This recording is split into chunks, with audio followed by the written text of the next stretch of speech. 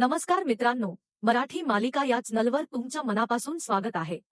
आनंदी या मालिकेच्या आजच्या जबरदस्त भागामध्ये युगंधरने सिक्सर मारलाय, विद्याधर आणि शलाकाला चांगलाच टोला लगावलाय आणि शिर्केसोबत मिलीभगत करत आता आनंदीला शोधण्यासाठी नवीन डाव आखलाय। शेवटी इथे पृथ्वीची माणुसकी आर्चीने हात जोडल्यानंतर दिसून आली आणि त्यामुळे मात्र शिल्पाला आणि इतरांना धक्काच बसलाय। हेच आपल्याला आजच्या भागात जाणून घ्यायचंय, त्यामुळे हा व्हिडिओ शेवटपर्यंत नक्कीच पहा। इथे आरती म्हणू लागते, तुम्हा सर्वांमध्ये माणुसकी शिल्लक आहे की नाही? माझी बहीण या घरामधून निघून गेली आहे, ती घर सोडून निघून गेली आणि घरातल्या कोणत्याच माणसाला कसम काय माहित नाहीये, तुम्हा सर्वांचं नेमकं काय चाललंय? असा आरतीचा स्पष्ट सवाल सगळ्यांना असतो। मग त्यावर आर्ची म्हणत असते, मालक साहेब, या जगातली शेवटची आशा तुम्ही आहात, हे बघा, आनंदीचा तुमच्यावर फार विश्वास आहे, त्यामुळे मालक साहेब आमच्याबरोबर चला आणि आम्हाला आनंदीला शोधण्यात मदत करा। तेव्हा मात्र युगंधर चिडतो आणि म्हणत असतो, आनंदीला मी अगोदरच सांगितलं होतं की माझ्यामध्ये आणि मुलांमध्ये अजिबातच पडू नकोस म्हणून, पण तिने ऐकलं नाही। ती माझ्यामध्ये आणि मुलांमधलं नातं नीट करायला पुढे आली आणि त्यामुळे हे सगळं काही झालं। तिचा आणि माझा काही संबंध नाहीये, मी आनंदीला शोधण्यासाठी कुठेही येणार नाही, समजलं? जे काही करायचं आहे तुमचं तुम्ही करा, असं म्हणून युगंधर निघून गेलेला असतो। जेव्हा युगंधर निघून जातो तेव्हा इतरांना सगळ्यांना धक्का बसतो, पण शिर्के मात्र धावतच युगंधरच्या पाठी जातात आणि विचारू लागतात, मालक साहेब, तुम्ही आज चक्क आनंदीच्या काळजीपोटी हे बोललात, माझा तर माझ्या कानावर विश्वासच बसत नाहीये। तुम्ही आज चक्क आनंदीला मी शोधणार नाही म्हणालात, मालक साहेब, हे मी काय ऐकतोय? अहो, ज्या आनंदीसाठी तुम्ही ढाल बनून नेहमी उभे राहिलात, ज्या आनंदीच्या रक्षणासाठी तुम्ही नेहमी उभे राहिलात, पण मग आज मात्र अशा पद्धतीने तुम्ही का बोलताय मालक साहेब? नेमकं काय आहे हे? बघा मालक साहेब, असं करू नका। आनंदी आणि तुमचं नातं जरी जगासाठी वेगळं असलं तरी सुद्धा मला माहिती आहे की तुमचं नातं इथे काय आहे, म्हणून हे बघा मालक साहेब, असलं काहीही करू नका, अशा स्पष्ट शब्दांमध्ये आता तो बोलू लागलेला असतो। त्यानंतर मात्र आपण दुसऱ्या बाजूला पाहतो, विद्याधर आणि शलाका हे दोघेजण त्यांच्या खोलीमध्ये असतात। विद्याधर म्हणू लागतो, आता आनंदी या घरातून निघून गेली आहे ना, आता मला सुद्धा बघायचंय की तो युगंधर नेमकं काय करतोय ते। काही जरी झालं ना तरी सुद्धा मला त्या युगंधरच्या आता बघायचंच आहे की तो आनंदीला कसा शोधतोय आणि काय करतोय। त्यानंतर मात्र इकडे विद्याधर म्हणत असतो, शलाका, तुला एक गोष्ट सांगू का? आज मात्र फार जास्त मजा येणार आहे, काही जरी झालं ना तरी सुद्धा इथे त्या आनंदीला आपणच शोधायचं, समजलं? असं तो बोलत असतो। दुसरीकडे आता शिर्के म्हणू लागतात, हे बघा मालक साहेब, तुम्हाला एक गोष्ट सांगू का? माझा तर या सर्व गोष्टीवर विश्वास नाहीये, आनंदी या घरामध्ये नाहीये आणि तुम्ही तिला शोधण्यासाठी कोणतेच आणि कसलेच प्रयत्न करायचे नाही म्हणताय, हे मात्र खरं आहे का? त्यावर लगेचच युगंधर म्हणत असतो, शिर्के, तुम्हाला असं कसं वाटलं की मी या सगळ्या गोष्टी नाही करणार म्हणून? तुम्हाला असं कसं वाटलं की मी आनंदीला शोधणार नाही म्हणून? तुम्हाला असं कसं वाटलं की मला इथे आनंदीची काळजी नाहीये म्हणून? हे बघा मालक साहेब, असं काहीही नाहीये, पण तरी सुद्धा माझ्या मनामध्ये आलं त्यामुळे मी हे सगळं विचारतोय, बस एवढंच आहे, असं शिर्के बोलत असतो। तेव्हा मात्र आता युगंधर म्हणत असतो, खरं तर माझ्या कानावरच विश्वास नाहीये की आनंदी हे घर सोडून का निघून गेली, आनंदीने एवढा मोठा निर्णय का आणि कशामुळे घेतलाय, या सगळ्या गोष्टीवर माझाच विश्वास नाहीये, त्यामुळे मला सुद्धा कळत नाही नेमकं काय चाललंय। पण मालक साहेब, तरी सुद्धा हे बघा, शिर्के, तुम्हाला एक गोष्ट सांगू, आनंदी या घरची सून आहे, तिला या घरात परत आणणं ही माझी जबाबदारी आहे, तुम्ही काळजी करू नका। पण जर खाली मी सर्वांसमोर आनंदीची बाजू घेतली असती, त्यांच्या सर्वांसमोर उभा राहून रडायला लागलो असतो, तर शिल्पा आणि विद्याधर हे दोघेजण इथे सावध झाले असते आणि आनंदी या घरामध्ये येऊ नये किंवा आनंदी आपल्याला सापडू नये म्हणून त्यांनी अजूनच प्रयत्न करायला सुरुवात केली असती, आणि शिर्के, तेच मला होऊ द्यायचं नाहीये। तेव्हा मात्र शिर्के म्हणत असतो, म्हणजे मला नाही समजलं। त्यावर मालक साहेब म्हणत असतात, तेच तर सांगतो शिर्के, आनंदीला तर शोधायचं आणि आपण आनंदीला शोधूनच काढणार, असं तो बोलत असतो। त्यावर दुसऱ्या बाजूला आपण पाहतो, शलाका आणि विद्याधर हे दोघेजण बोलत असतात। विद्याधर म्हणत असतो, शलाका, हे बघ मी काय म्हणतो ते ऐक, तुझे जे काही माणसं आहेत ना, ते ताबडतोब आनंदीला शोधण्यासाठी कामाला लाव, काही जरी झालं ना तरी आनंदी इतरांना सापडण्याऐवजी मला सापडायला पाहिजे, कारण आनंदी सोबतचा खूप जुना हिशोब मला चुकता करायचा आहे, त्यामुळे काही जरी झालं तरी सुद्धा आनंदी ही आपल्यालाच सापडली पाहिजे, याची खबरदारी आणि काळजी तू घे। असं स्पष्टपणे तो बोलू लागलेला असतो. तेव्हा मात्र इकडे दुसरीकडे शिर्के म्हणत असतो, मालक साहेब, खरंच तुम्ही कमाल आहात. मला तर वाटलं की मालक साहेब असे कसे वागू शकतात म्हणून. अहो शिर्के, तुम्हाला सांगू, ह्या जरी गोष्टी तेवढ्याच ख्या असल्या तरी सुद्धा आनंदीने एवढा मोठा धक्कादायक निर्णय घेतलाय आणि तो निर्णय तिने मला सांगितला नाही. या सगळ्या गोष्टींचा तर मला त्रास होतोच आहे.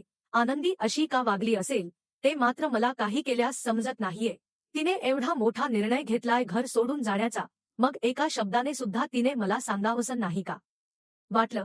ती अशी का वागली असेल हेच मला काही केल्यास समजत नाही, असं सुद्धा तो बोलू लागलेला असतो. तेव्हा मात्र इथे आता शिर्के म्हणत असतात, अहो मालक साहेब, तुम्हाला एक गोष्ट सांगू का?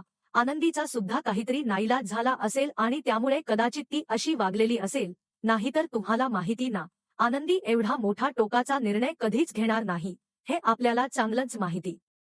हो शिर्के, आनंदी एवढ्या मोठ्या टोकाचा निर्णय घेणार नाही, पण एवढं मोठं पाऊल उचलण्याअगोदर तिने मला एकदा तरी बोलायला हवं होतं. तिने मला एकदा तरी विश्वासात घेऊन या सगळ्या गोष्टी सांगायला हव्या होत्या. ती अशी का वागली? तिने हे सर्व काही का बरं केलेलं आहे? तेच मला काही करता कळत नाहीये, असं सुद्धा तो बोलत असतो. त्यानंतर तो शलाकाला म्हणत असतो, हे बघ शलाका, एक काम कर, काही जरी झालं ना तरी सुद्धा त्या आनंदीला शोध आणि आनंदीला शोधल्यानंतर एक गोष्ट करायची आहे, तिला माझ्याकडे दे, कारण मला तिच्याशी बोलायचं. खूप जुना हिशोब चुकता करायचा आहे. आनंदी फक्त माझीच असली पाहिजे. तेव्हा ती म्हणत असते, काय चाललंय तुझं? तू वेडा आहेस का? या सगळ्या गोष्टी करण्याची आता ही वेळ आहे का? तेव्हा तो म्हणत असतो, तुला नाही समजणार ते, तुला मी जे सांगतोय ना तेच तू करायचं आहे, अशा स्पष्ट शब्दांमध्ये तो बोलू लागलेला असतो. तर दुसरीकडे आता युगंधर म्हणत असतो, तुम्हाला हा युगंधर एवढा आतल्या गाठीचा वाटला का?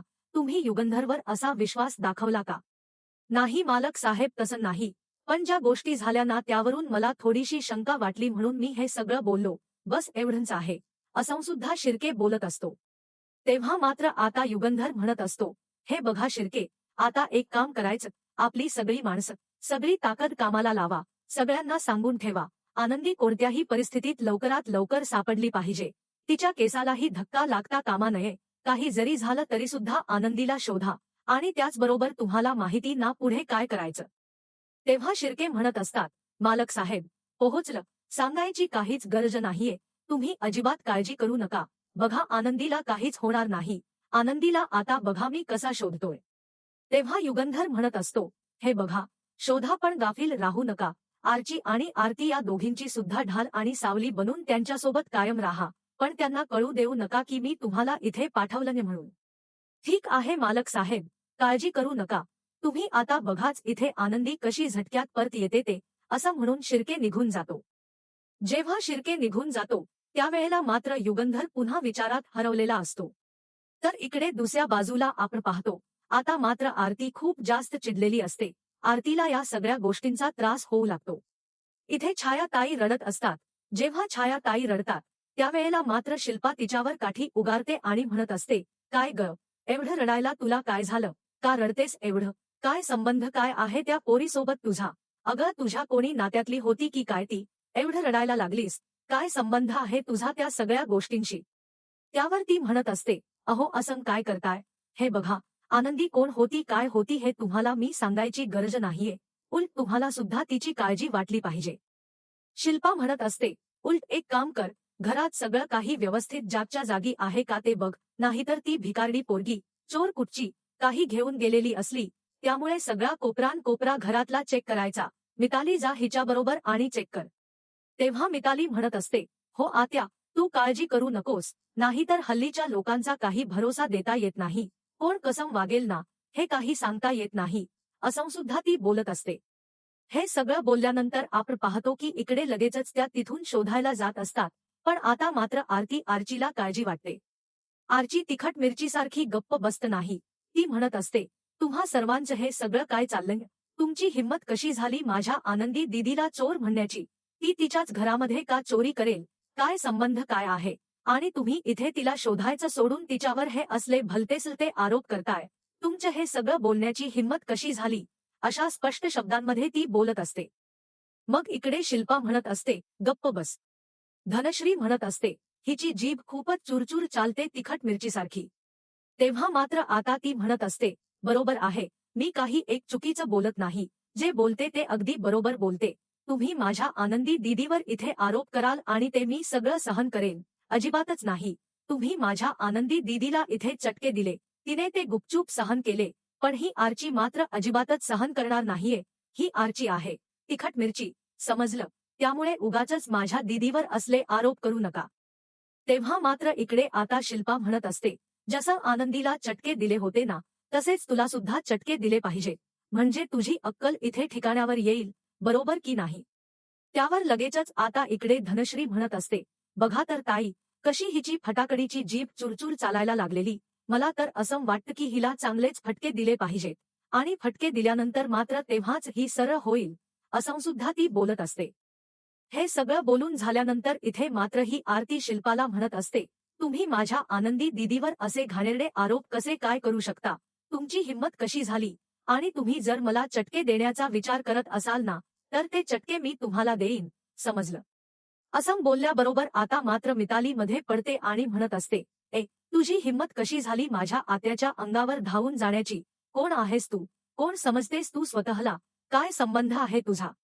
तेव्हा ती म्हणत असते, मी इथे आनंदी दीदीची बहीण आहे, हे घर माझ्या आनंदी दीदीचं सुद्धा आहे, त्यामुळे तुम्ही उगाचच हे असले आरोप माझ्या दीदीवर फालतूचे करू नका. माझी आनंदी दीदी चोर नाहीये, ती या घराचा एक भाग आहे आणि तिने या घरासाठी किती काय काय केलं, हे तुम्हाला सुद्धा माहिती आहे ना? तेव्हा मात्र इथे आता आरती म्हणत असते, नाही, काही जरी झालं तरी सुद्धा मी माझ्या बहिणीसोबत अशा पद्धतीने हे सगळं होऊ देणार नाही. इथे तुम्हा सर्वांना माझ्या बहिणीबद्दल सगळ्या प्रश्नांची उत्तर द्यावीच लागणार आहेत. माझी बहीण हे घर सोडून निघून गेली.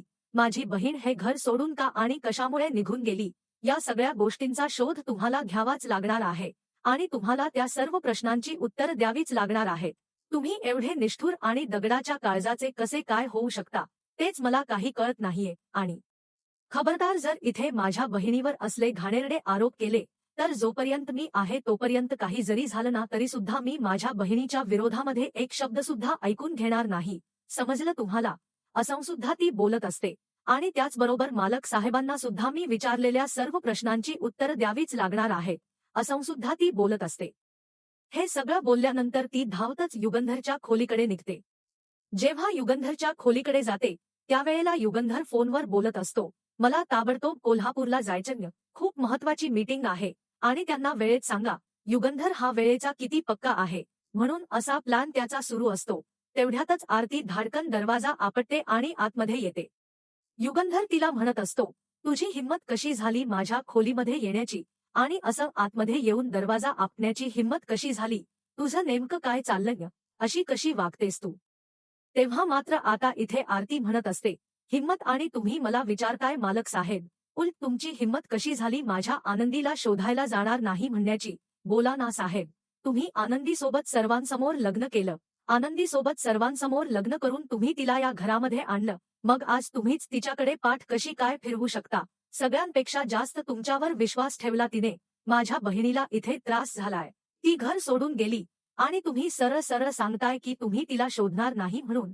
मग जर तुम्हाला तिला शोधायचंच नव्हतं, तिच्या पाठीशी खंबीरपणे उभं राहायचंच नव्हतं, तर तुम्ही मात्र तिच्यासोबत लग्न का केलं मालक साहेब? का चार चौघांमध्ये लग्न करून तिला या घरामध्ये आणलं? तुम्ही जर तिची साथच देणार नव्हता, तर का तिच्यासोबत असे अन्याय आणि अत्याचार होत होते? आणि तरीसुद्धा तुम्ही आता म्हणता की ती माझी जबाबदारी नाहीये आणि तुम्ही तिला शोधणार नाहीये. मालक साहेब, असं का वागलात? या सगळ्या गोष्टी करण्याअगोदर एकदा तरी विचार करायचा. आनंदीने या घरासाठी, तुम्हा सर्वांसाठी किती काय काय केलं आणि आज मात्र इथे तुम्ही तिच्याकडे अशा पद्धतीने पाठ फिरवली. मालक साहेब, हे फार चुकीचं आहे. तुम्ही अशा पद्धतीने अजिबात वागायला नको होतं, असं म्हणून आरती रडायला लागते. तेव्हा मात्र युगंधरवर तिने भरपूर आरोप केलेले असतात.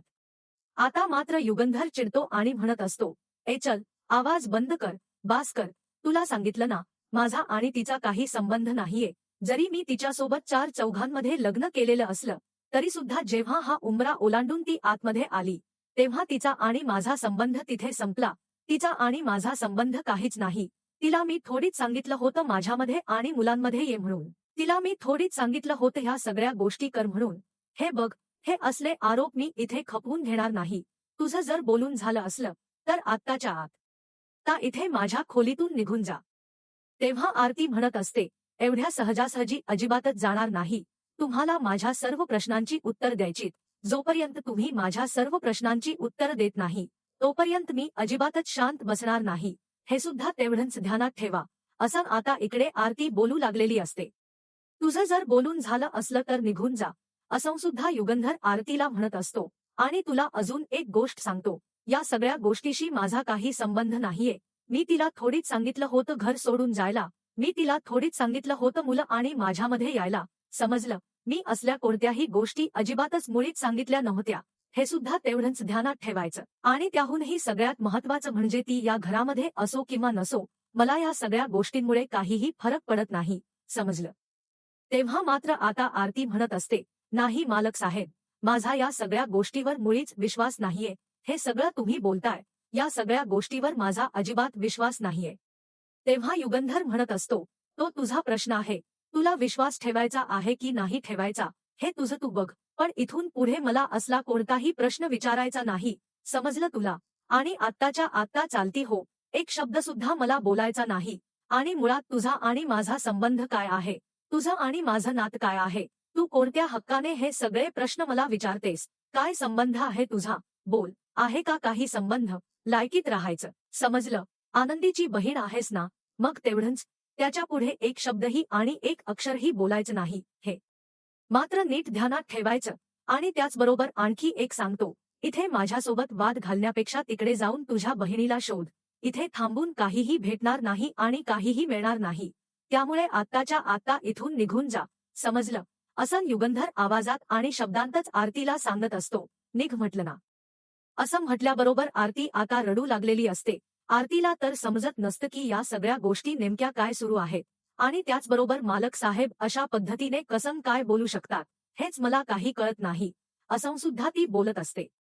तेव्हा दुसरीकडे आपण पाहतो, आरती रडतच बाहेर पडलेली असते.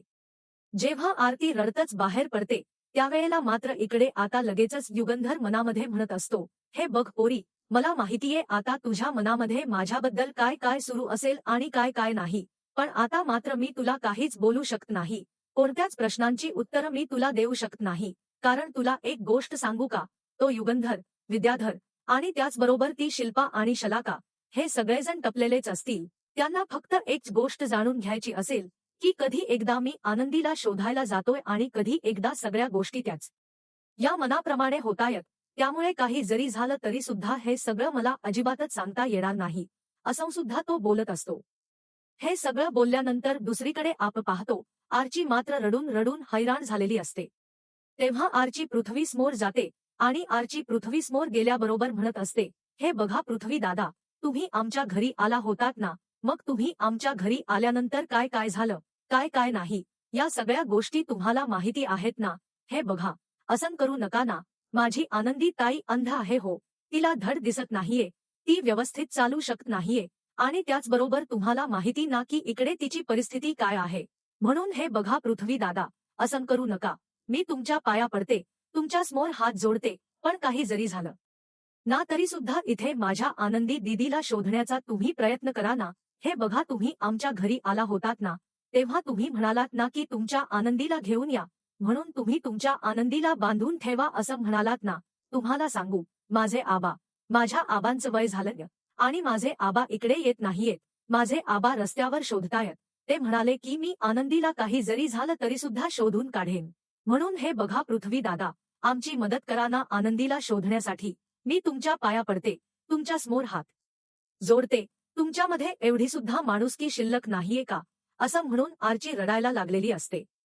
तेव्हा पृथ्वी म्हणत असतो, एक मिनिट, शांत हो. तू रडू नकोस आणि काळजी करू नकोस. हे बघ प्लीज. तेव्हा ती म्हणत असते, मी तुमच्या पाया पडते, पण प्लीज आनंदी दीदीला शोधण्यासाठी मदत कर ना. मग पृथ्वी तिला उठून उभं करतो आणि म्हणत असतो, हे बघ, शांत हो, रडू नकोस. एक माणुसकी म्हणून मी तुला आनंदी दीदीला शोधण्यासाठी नक्कीच मदत करेन. आबांनी गेली 40 वर्ष या घरासाठी आणि आमच्या कंपनीसाठी, फॅक्टरीसाठी घालवली आहे. त्यामुळे त्यांची मेहनत आणि त्यांनी केलेल्या त्या सगळ्या गोष्टी मी वाया जाऊ देणार नाही. तू काळजी करू नकोस. मी तुमच्यासोबत आहे आणि मी आनंदीला शोधण्यासाठी सुद्धा तुमच्याबरोबर येईन. असं म्हटल्याबरोबर प्रांजल विचारत असतो, दादा, अरे काय बोलतोस तू? तेव्हा मात्र इथे लगेचच तो त्याला थांबवतो आणि म्हणत असतो, एक मिनिट प्रांजल, हे बघ, माझ्यामध्ये अजूनही माणुसकी शिल्लक आहे. काही जरी झालं तरी सुद्धा इथे मला तिला शोधावंच लागणार आहे. त्याचबरोबर आपण या सगळ्या गोष्टी अशा पद्धतीने विसरून जाऊ शकत नाही. कारण किती नाही म्हटलं तरी सुद्धा इथे माझं एक माणुसकीचं नातं आहे. आणि माणुसकीच्या नात्याने मी या सगळ्या गोष्टी करतोय. हे मात्र ध्यानात ठेव. त्याचबरोबर आनंदीचा आणि माझा काही संबंध नाहीये. पण फक्त आणि फक्त इथे मी एक माणुसकीच्या नात्यानेच या सगळ्या गोष्टी करतोय. हे मात्र ध्यानात ठेवायचं. असं सुद्धा तो बोलायला लागलेला असतो. हे सगळं बोलल्यानंतर इकडे मित्रांनो, आर्चीला फार जास्त आनंद झालेला असतो. तर आजच्या भागामध्ये एवढंच. उद्याचा भाग पाहायचा असेल तर नक्कीच नल्ला सबस्क्राईब करा. उद्याच्या भागामध्ये आपल्याला असं पाहायला मिळेल की आता आरती ही बंड्याला, पिंट्याला कॉल करत असते आणि पिंट्याला कॉल केल्यानंतर त्याला विचारत असते की इथे आनंदी तुझ्याकडे आली आहे का? तेव्हा तो म्हणत असतो, नाही, आनंदी इकडे आलेली नाहीये, असं तो सांगत असतो. मग आता इकडे हिला काळजी वाटलेली असते की आनंदी नेमकी कुठे गेली असेल, काय झालं असेल, या गोष्टी तिला समजत नसतात आणि त्यामुळे ती अजूनच काळजीत जाते. तर आता मित्रांनो, इथे धावपळ दुसरीकडे सुरू असते की इथे एक अंध मुलगी आहे ना, तिचा अपघात झाला आहे, तिला एका गाडीने उडवलं आहे, या सगळ्या गोष्टी सांगण्यात आलेल्या असतात. आणि तेव्हा मात्र इकडे आरतीला सुद्धा सांगण्यात आलेलं असतं की इथे मात्र एक अंध मुलगी आहे ना, त्या अंध मुलीचा इथे अपघात झाला आहे आणि ती खाली पडली आहे. जेव्हा या सगळ्या गोष्टी सांगण्यात येतात, तेव्हा मात्र इकडे आता सगळेजण चकित होत असतात आणि सर्वांना फारच मोठा धक्का सुद्धा इथे बसलेला असतो की आता मात्र आनंदी कुठे गेली असेल आणि त्याचबरोबर आनंदी ब्री तर असेल ना. जेव्हा इथे अपघात झालेला फोटो, व्हिडिओ पाहतात, तेव्हा युगंधरला सुद्धा दाखवण्यात येतं आणि जेव्हा युगंधरला दाखवण्यात येतं, त्यावेळेला मात्र युगंधरला सुद्धा खूपच मोठा धक्का बसतो. कारण मित्रांनो, किती नाही म्हटलं तरी सुद्धा आता या सगळ्या गोष्टी अशा झालेल्या असतात आणि युगंधरच्या हे सगळं ऐकल्यानंतर पायाखालची जमीनच सरकलेली असते की आता काय व्हावं आणि काय करावं, या गोष्टी त्याला आता समजत नसतात. तर आता मित्रांनो, आनंदी सुखरूप तर नक्कीच असणार आहे आणि युगंधर तिला वाचवणार असतो. तर पाहत रहा आनंदी. भेटूया.